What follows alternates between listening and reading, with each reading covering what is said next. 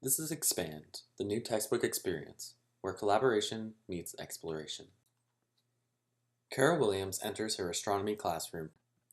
She logs in and scrolls to her classroom function. The class is automatically ready for her to join as it knows her schedule. Tapping to join the class's online presence, she gets a brief introduction to the unit that they will be covering.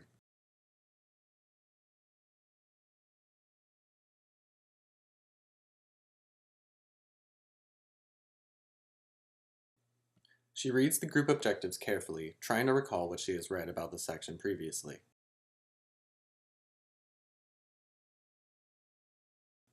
She sees that she has been put in a group and flips her iPad sideways to see who. From here, Kara can see who is in her group and can move accordingly. She sees that the group, Orion, has a reference box.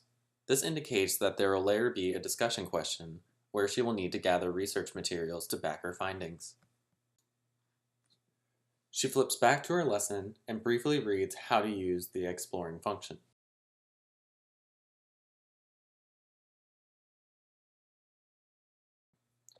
She moves to play around with the AR, but not long before her group mate, Barbara, has found something of interest to her. This will be one of her objectives. She taps Barbara's icon to activate the screen sharing function. In doing this, she is able to read about the star Betelgeuse, and she has unlocked the section about how color relates to temperature in stars. She goes back to her screen and explores the AR. The AR function vibrates when a student is hovering over a particular star of interest. She zooms in on a star to discover that it is actually hiding the Andromeda Galaxy. In discovering the Andromeda Galaxy portion, she has unlocked the section on interstellar matter.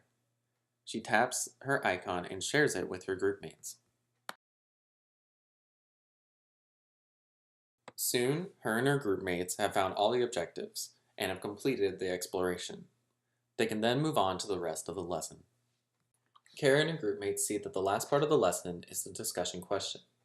This question will involve some research, so Kara decides to turn her iPad sideways to access the information.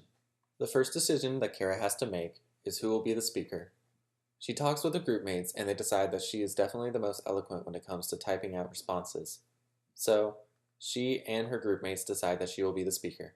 The question reappears, and they are given a time limit of 15 minutes to solve the problem. Each of them have access to Orion's box, where they can gather resources and articles to be able to back up the findings of their solution. Once Kara has typed out the response, and they have backed up their findings with articles, she moves to post the submission. With their solution submitted, the lesson is over, and the group Orion has finished all their work today.